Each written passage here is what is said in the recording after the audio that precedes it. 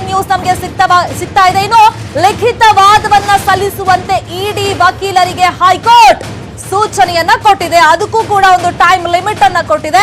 ಲಿಖಿತವಾದ ಸಲ್ಲಿಕೆ ಮಾಡಿ ನೀವು ಅಂತ ಇಡಿ ಪರ ವಕೀಲರಿಗೆ ಸೂಚನೆಯನ್ನ ಹೈಕೋರ್ಟ್ ಕೊಟ್ಟಿದೆ. ಅಲ್ಲಿಗೆ ವಾದ ಪ್ರತಿವಾದ ಆಲಿಸಿದ್ದಾಗಿದೆ. 2 ದಿನಗಳಲ್ಲಿ ಲಿಖಿತವಾದ ನೀವು ಸಲ್ಲಿಕೆ ಮಾಡಬೇಕು ಕೋರ್ಟ್ಗೆ, ನ್ಯಾಯಪೀಠಕ್ಕೆ ಅಂತ ಸೂಚನೆ ಕೊಟ್ಟಿದೆ. ಇನ್ನೊಂದು ಕಡೆ ಸಮಯಕ್ಕೆ ಸರಿಯಾಗಿ ಕೋರ್ಟ್ಗೆ ಇಡಿ ಪರ ವಕೀಲರು ಬಂದಿರಲಿಲ್ಲ. ಇಡಿ ಪರ ಜೂನಿಯರ್ ಲಾಯರ್ಸ್ ಅಷ್ಟೇ ಅಲ್ಲಿ ನ್ಯಾಯಪೀಠದಲ್ಲಿ ಕೋರ್ಟ್ ಹಾಲ್ ನಲ್ಲಿ ಹಾಜರಿದ್ರು. ಸದ್ಯಕ್ಕೆ 2 ದಿನ ಟೈಮ್ ಕೊಟ್ಟಿದೆ. 2 ದಿನಗಳಲ್ಲಿ ಲಿಖಿತವಾದವನ್ನ ನೀವು ಕೋರ್ಟ್ಗೆ ಸಲ್ಲಿಕೆ ಮಾಡಿ ಅಂತ ಇಡಿ ಪರ ವಕೀಲರಿಗೆ ಹೈಕೋರ್ಟ್ ಸೂಚನೆಯನ್ನ ಕೊಟ್ಟಿದೆ. ಸೊ ವಾದ ಪ್ರತಿವಾದ ಆಲಿಸಿದ್ದಾಗಿದೆ. ಸದ್ಯಕ್ಕೆ ತೀರ್ಪನ್ನ ದೆಹಲಿಯ ಹೈಕೋರ್ಟ್ ಕಾಯ್ದಿರಿಸಿದೆ. ಸೊ ಇವತ್ತು ಬಹುಶಃ ಏನಾದ್ರೂ ತೀರ್ಪು ಬರಬಹುದು, ಆದೇಶ ಬರಬಹುದು ಅನ್ನೋ ನಿರೀಕ್ಷೆ ಇತ್ತು. ಆದ್ರೆ 2 ದಿನಗಳಲ್ಲಿ ಲಿಖಿತವಾದ ನೀವು ಸಲ್ಲಿಕೆ ಮಾಡಿ ಅಂತ ಇಡಿ ಪರ ವಕೀಲರಿಗೆ ಹೈಕೋರ್ಟ್ ಸೂಚನೆಯನ್ನ ಕೊಟ್ಟಿದೆ. ಸೊ ಇನ್ನೊಂದು ಕಡೆ ತೀರ್ಪನ್ನ ಕಾಯ್ದಿರಿಸಿದೆ. ಹಾಗಾಗಿ ಟೆನ್ಷನ್, ಕುತೂಹಲ ಕ್ಷಣ ಕ್ಷಣಕ್ಕೂ ಈ ಬಗ್ಗೆ ಜಾಸ್ತಿ ಆಗ್ತಾನೆ ಇದೆ. ಇನ್ನು ಇಡಿ ಪರ ವಕೀಲರು ಇವತ್ತು ಜೂನಿಯರ್ ವಕೀಲರಷ್ಟೇ ಅಲ್ಲಿ ಹಾಜರಿದ್ರು. ಅದ್ರ ಜೊತೆಗೆ ಸ್ವಲ್ಪ ಲೇಟ್ ಆಗಿ ಕೂಡ ಕೋರ್ಟ್ ಹಾಲ್ ಒಳಗಡೆ ಇಡಿ ಪರ ವಕೀಲರು ಅಲ್ಲಿ ಹಾಜರಾಗಿದ್ರು.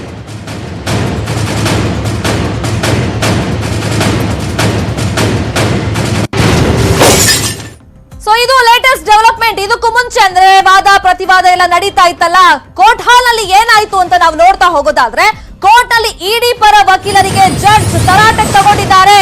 ನಿಗದಿತ ಸಮಯಕ್ಕೆ ಇಡಿ ಪರ ವಕೀಲರು ನ್ಯಾಯಪೀಠದಲ್ಲಿ ಅಂದ್ರೆ ಕೋರ್ಟ್ ಹಾಲ್ ನಲ್ಲಿ ಪ್ರೆಸೆಂಟ್ ಇರಲಿಲ್ಲ. ಅದಕ್ಕೋಸ್ಕರ ಜಡ್ಜ್ ಇಡಿ ಅಧಿಕಾರಿಗಳನ್ನ ತರಾಟೆಗೆ ತಗೊಂಡಿದ್ದಾರೆ, ವಕೀಲರನ್ನ ತರಾಟೆಗೆ ತಗೊಂಡಿದ್ದಾರೆ ಅಂತ ಗೊತ್ತಾಗಿದೆ.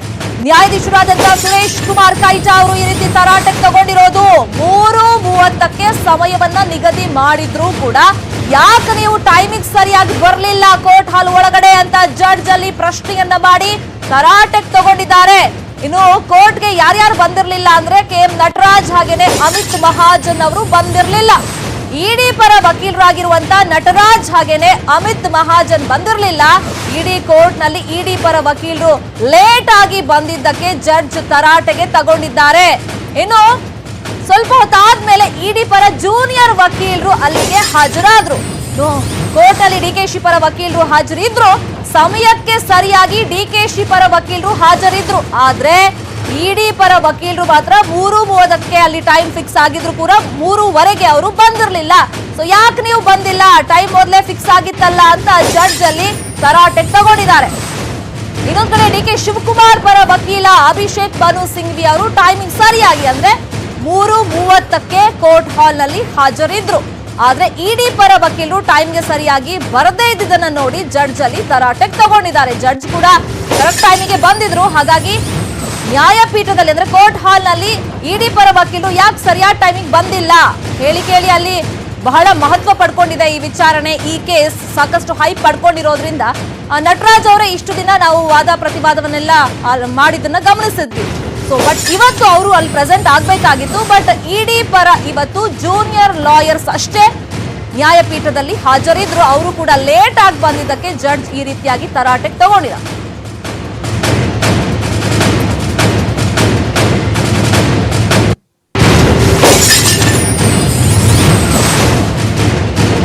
ಶಿವಕುಮಾರ್ ಅವರ ಪಾಲಿಗೆ ಇವತ್ತು ಬಹಳ ಮಹತ್ವದ ದಿನ ಆಗುತ್ತೆ ಅಂತ ಕುತೂಹಲ ಇತ್ತು. ಏನಾಗುತ್ತೆ ಅವರ ಭವಿಷ್ಯ ಅಂತ ಕ್ಷಣ ಕ್ಷಣಕ್ಕೂ ಒಂದಿಷ್ಟು ಕ್ವೆಶ್ಚನ್ಸ್ ಎಲ್ಲ ಅರೈಸ್ ಆಗ್ತಾ ಇತ್ತು. ಬಟ್ ಇವಾಗ ಕೋರ್ಟ್ ಏನ್ ಮಾಡಿದೆ ಅಂದ್ರೆ ವಾದ ಪ್ರತಿವಾದ ಎಲ್ಲ ಆಲಿಸಿದೆ. 2 ದಿನ ಈಗ ಲಿಖಿತವಾಗಿ ನೀವು ಸಲ್ಲಿಕೆ ಮಾಡಬೇಕು, ವಾದವನ್ನ ಸಲ್ಲಿಕೆ ಮಾಡಿ ಅಂತ ಇಡಿ ಪರ ವಕೀಲರಿಗೂ ಕೂಡ ಟೈಮ್ ಅನ್ನು ಕೊಟ್ಟಿದೆ. ಸೊ ಈ ಮಧ್ಯದಲ್ಲಿ ನಾವು ನೋಡೋದಾದ್ರೆ ಸದ್ಯಕ್ಕೆ ತೀರ್ಪನ್ನ ಕಾಯ್ದಿರಿಸಿದೆ ದೆಹಲಿಯ ಹೈಕೋರ್ಟ್ ಅಂತ ಗೊತ್ತಾಗಿದೆ. ಒಂದಿಷ್ಟು ಬೆಳವಣಿಗೆಗಳು ಇವತ್ತು ಆಗಿದೆ. ಇನ್ನು ಶನಿವಾರ 12 ಗಂಟೆ ಒಳಗೆ ಲಿಖಿತ ವಾದವನ್ನ ಸಲ್ಲಿಕೆ ಮಾಡಿ ಅಂತ ಇಡಿ ಪರ ವಕೀಲರಿಗೆ ಜಡ್ಜ್ ಸೂಚನೆಯನ್ನ ಕೊಟ್ಟಿದ್ದಾರೆ.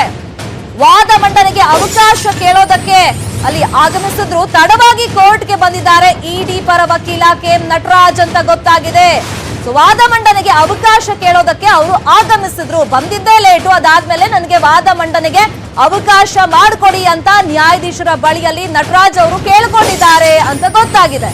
ಒಂದಿಷ್ಟು ಡೆವಲಪ್ಮೆಂಟ್ ಆಗಿದೆ. ತಡವಾಗಿ ಕೋರ್ಟ್ಗೆ ಬಂದ ಮೇಲೆ ಇಡಿ ಪರ ವಕೀಲರು KM ನಟರಾಜ್ ಅವರು ನನಗೆ ವಾದ ಮಂಡನೆ ಮಾಡೋದು ಇದೆ, ಸೊ ಕೋರ್ಟ್ ಅದಕ್ಕೆ ಪರ್ಮಿಷನ್ ಕೊಡಬೇಕು, ನ್ಯಾಯಾಧೀಶರು ಅದಕ್ಕೆ ಪರ್ಮಿಷನ್ ಅನ್ನ ಕೊಡಬೇಕು, ಅವಕಾಶವನ್ನ ಮಾಡಿಕೊಡ್ಬೇಕು ಅಂತ ನ್ಯಾಯಾಧೀಶರ ಬಳಿಯಲ್ಲಿ ವಾದ ಮಂಡನೆಗೆ ಅವಕಾಶ ಮಾಡಿಕೊಡಿ ಅಂತ ಒಂದು ರಿಕ್ವೆಸ್ಟ್ ಅನ್ನ ಮನವಿಯನ್ನ ನಟರಾಜ್ ಅವರು ತಡವಾಗಿ ಕೋರ್ಟ್ ಹಾಲ್ಗೆ ಬಂದ ಮೇಲೆ ಈ ರಿಕ್ವೆಸ್ಟ್ ಅನ್ನ ಮನವಿಯನ್ನ ನ್ಯಾಯಾಧೀಶರ ಮುಂದೆ ಮಾಡ್ಕೊಂಡಿದ್ದಾರೆ ಅಂತ ಗೊತ್ತಾಗಿದೆ. ಬಂದಿದ್ದೇ ಲೇಟ್ ಆಗಿ ಬಂದ ಮೇಲೆ ನನಗೆ ಒಂದಿಷ್ಟು ಪಾಯಿಂಟ್ಸ್ ಇದೆ, ಆ ವಾದ ಮಂಡನೆಯನ್ನ ಮಾಡಬೇಕು ಕೋರ್ಟ್ ಹಾಲ್ ಅಲ್ಲಿ, ಅದಕ್ಕೆ ನ್ಯಾಯಾಧೀಶರು ಅವಕಾಶವನ್ನ ಮಾಡಿಕೊಡ್ಬೇಕು ಅಂತ ರಿಕ್ವೆಸ್ಟ್ ಅನ್ನ ಮಾಡಿದ್ದಾರೆ. ಈಗಾಗಲೇ ಕೋರ್ಟ್ ಇಂದ ಡಿ.ಕೆ. ಶಿವಕುಮಾರ್ ಪರ ವಕೀಲರು ತೆರಳಿದ್ದಾರೆ. ಮತ್ತೆ ವಿಚಾರಣೆ ಆರಂಭಿಸುವಂತೆ ಇಡಿ ವಕೀಲರು ರಿಕ್ವೆಸ್ಟ್ ಅನ್ನ ಮಾಡ್ಕೊಳ್ತಾ ಇದ್ದಾರೆ. ಕೋರ್ಟ್ ಸಿಬ್ಬಂದಿ ಮೂಲಕ ಜಡ್ಜ್ಗೆ ಇಡಿ ಪರ ವಕೀಲರು ಈ ಮನವಿಯನ್ನ ಮಾಡ್ಕೊಳ್ತಾ ಇದ್ದಾರೆ. ಇಲ್ಲಿ ಸರಿಯಾದ ಟೈಮ್ಗೆ ಇಡಿ ಪರ ವಕೀಲರು ಬರ್ದೇ ಇದ್ದಿದ್ರಿಂದ ಬಹುಶಃ ಈ ಕನ್ಫ್ಯೂಷನ್ ಎಲ್ಲ ಅಲ್ಲಿ ಕ್ರಿಯೇಟ್ ಆದಂತೆ ಕಾಣಿಸ್ತಾ ಇದೆ. ಡಿ.ಕೆ. ಶಿವಕುಮಾರ್ ಪರ ವಕೀಲರು 3:30ಕ್ಕೆ ಹಾಜರಿದ್ರು ಕೋರ್ಟ್ ಹಾಲ್ ಅಲ್ಲಿ. ಇನ್ನೊಂದ್ ಕಡೆ ಜಡ್ಜ್ ಕೂಡ ಸರಿಯಾದ ಟೈಮ್ಗೆ ಅಲ್ಲಿ ಬಂದು ತಮ್ಮ ಸೀಟ್ ಅಲ್ಲಿ ಕೂತಿದ್ರು. ಆದ್ರೆ ಇಡಿ ಪರ ವಕೀಲರು ಮಾತ್ರ ಲೇಟ್ ಆಗಿ ಬಂದಿದ್ದಲ್ದೆ ನನಗೆ ವಾದ ಮಂಡನೆ ಮಾಡೋದು ಬಾಕಿ ಇದೆ, ಸೊ ಹಂಗಾಗಿ ವಾದ ಮಂಡನೆಗೆ ಅವಕಾಶವನ್ನ ಮಾಡಿಕೊಡ್ಬೇಕು ಅಂತ ಇದೀಗ ಕೋರ್ಟ್ ಹಾಲ್ ನಲ್ಲಿ ಅವರು ಕೇಳ್ತಾ ಇದ್ದಾರೆ, ರಿಕ್ವೆಸ್ಟ್ ಅನ್ನ ಮಾಡ್ಕೊಳ್ತಾ ಇದ್ದಾರೆ.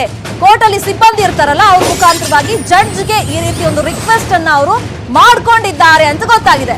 ಸೊ ಇನ್ನೊಂದ್ ಕಡೆ ನಾವು ನೋಡೋದಾದ್ರೆ ಈಗಾಗಲೇ ಕೋರ್ಟ್ ಇಂದ ಡಿ.ಕೆ. ಶಿವಕುಮಾರ್ ಪರ ವಕೀಲರು ಆಲ್ರೆಡಿ ಹೋಗ್ಬಿಟ್ಟಿದ್ದಾರೆ.